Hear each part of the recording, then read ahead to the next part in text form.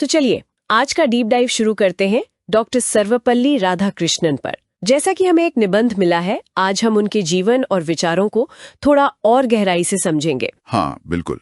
राष्ट्रपति और शिक्षक दिवस वाले डॉक्टर राधाकृष्णन को तो खैर सभी जानते हैं, लेकिन उनके दर्शन, उनकी अकादमिक यात्रा, उसमें कई दिलचस्प पहलू हैं। सही। तो शुरुआत उनके जन्म से ही करते हैं। 5 सितंबर 1888, तिरुतनी, तमिलनाडु। पृष्ठभूमि बहुत साधारण थी, पर पिताजी ने, जैसा कि पता चलता है, शिक्षा पर काफी जोर दिया। हाँ, ये बात महत्वपूर्ण है।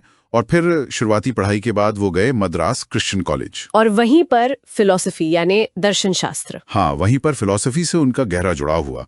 और ये सिर्फ अकादमिक रुचि नहीं थी, मतलब उस समय पश्चिमी दर्शन का काफी बोलबाला था। अच्छा। तो उन्होंने भारतीय दर्शन को, खासकर हिंदू धर्म की जो आलोचना होती थी, उसको एक चुनौती की तरह लिया। उन्होंने तय किया कि भारतीय विचारों को तर्क के साथ दुनिया के सामने रखेंगे। तो ये एक तरह का रिएक्शन था, मतलब। हाँ, कह सकते हैं। एक मोटिवेशन था कि अपनी जड़ों को समझें और सही ढंग से प्रस्तुत करें। और यही चीज उनके पूरे अकादमिक जीवन की, आप कह सकते हैं, नींव बनी। तो इसी जुनून ने उन्हें फिर टीचिंग की तरफ खींचा। बिल्कुल। उनकी प्रतिभा तो खैर कमाल की थी। कलकत्ता यूनिवर्सिटी, मैसूर, आंध्र, ऑक्सफोर्ड में भी पढ़ाया उन्होंने, है ना? हाँ, ऑक्सफोर्ड भी गए। और फिर बनारस हिंदू विश्वविद्यालय, BHU, वहां कुलपति भी बने। उनका मानना था कि यूनिवर्सिटी सिर्फ डिग्री बांटने की जगह नहीं है, वो विचार के केंद्र होने चाहिए। हाँ बिल्कुल, विचार और संस्कृति के केंद्र। और उन्होंने कोशिश भी की इसे लागू करने की। और पढ़ाने के साथ साथ लिखने का काम भी जबरदस्त किया। उनकी किताबें जैसे the philosophy of Rabindranath Tagore, हाँ, और इंडियन फिलॉसफी, ये तो मतलब क्लासिक मानी जाती हैं।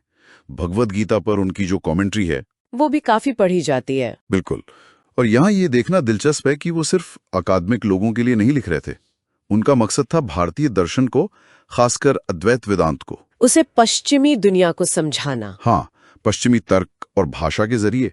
एक तरफ से कहें तो पूर्व और पश्चिम के बीच एक ब्रिज बनाने की कोशिश, ये दिखाने की कि भाई भारतीय सोच भी लॉजिकल है, यूनिवर्सल है। ये सिर्फ ट्रांसलेशन नहीं था, मतलब एक नई व्याख्या थी। सही कहा, एक रचनात्मक पुनर्व्याख्या। अच्छा, तो फिर एकेडेमिक्स के शिखर से राजनीति में आना, ये कैसे हुआ? ये बदलाव थोड़ा अचानक नहीं लगता?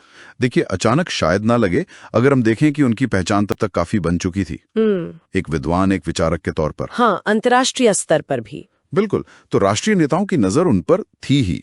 उन्हें सोवियत संघ में राजदूत बनाकर भेजा गया। कहते हैं स्टालिन से भी उनकी मुलाकात हुई थी। अच्छा। और फिर 1952 में देश के पहले उपराष्ट्रपति, और 1962 में राष्ट्रपति। एक दार्शनिक का राष्ट्राध्यक्ष बनना, ये अपने आप में बड़ी बात थी। हाँ, ये तो है। पर क्या राष्ट्रपति बनने के बाद भी वो शिक्षक और दार्शनिक वाला पहलू उनमें रहा, या राजनीति हावी हो गई? नहीं नहीं, बिल्कुल रहा। कहा जाता है कि राष्ट्रपति भवन में भी उनका जीवन काफी सादा था, पढ़ने लिखने से जुड़े रहे। उनका वो मशहूर कथन भी तो है कि शिक्षा सिर्फ जानकारी देना नहीं है। हाँ, बल्कि चरित्र निर्माण और व्यक्तित्व विकास का माध्यम है। वो मानते थे कि शिक्षक ही समाज का भविष्य बनाते हैं, इसलिए उनका सम्मान सबसे ऊपर होना चाहिए। राजनीति में रहते हुए भी शिक्षा उनके लिए हमेशा प्राथमिकता रही। और इसी सम्मान से जुड़ी है शिक्षक दिवस की कहानी, है ना? 5 सितंबर। हाँ, वो किस्सा तो बहुत मशहूर है। जब उनके कुछ स्टूडेंट्स और दोस्तों ने कहा कि आपका जन्मदिन मनाते हैं, तो उन्होंने मना कर दिया। मना नहीं किया, बल्कि एक सुझाव दिया। उन्होंने बड़ी विनम्रता से कहा कि मेरा जन्मदिन अलग से क्यों मनाना? अगर 5 सितंबर को सभी शिक्षकों के सम्मान में शिक्षक दिवस मनाया जाए तो मुझे ज्यादा खुशी होगी। वाह, ये तो बहुत बड़ी सोच है। बिल्कुल। ये दिखाता है कि शिक्षकों के लिए उनके मन में कितना आदर था। तो अगर हम इस पूरे यात्रा को, उनकी जीवन को समेटें, क्या मुख्य संदेश मिलता है हमें? देखिए, उनका जीवन ये दिखाता है कि कैसे शिक्षा, दर्शन, राजनीति, ये अलग अलग दिखने वाले क्षेत्र असल में जुड़े हो सकते हैं, एक नैतिक और बौद्धिक धागे से। वो ये साबित करते हैं कि ज्ञान सिर्फ नौकरी या व्यक्तिगत तरक्की के लिए नहीं है। ये समाज और देश बनाने का सबसे ताकतवर औजार है। उनकी जिंदगी शिक्षा के उस बड़े मकसद को सामने लाती है जो डिग्री से कहीं आगे है। मतलब एक बेहतर इंसान, एक जिम्मेदार नागरिक बनाना। बिल्कुल। तो सार ये है कि डॉक्टर राधाकृष्णन सिर्फ एक पद नहीं थे, वो अपने आप में एक संस्था थे, एक आदर्श शिक्षक, एक गहरे विचारक और देश के लिए समर्पित। उनका जीवन आज भी प्रेरणा देता है। हाँ, और ये हमें आज के लिए एक अहम सवाल पे भी लाता है।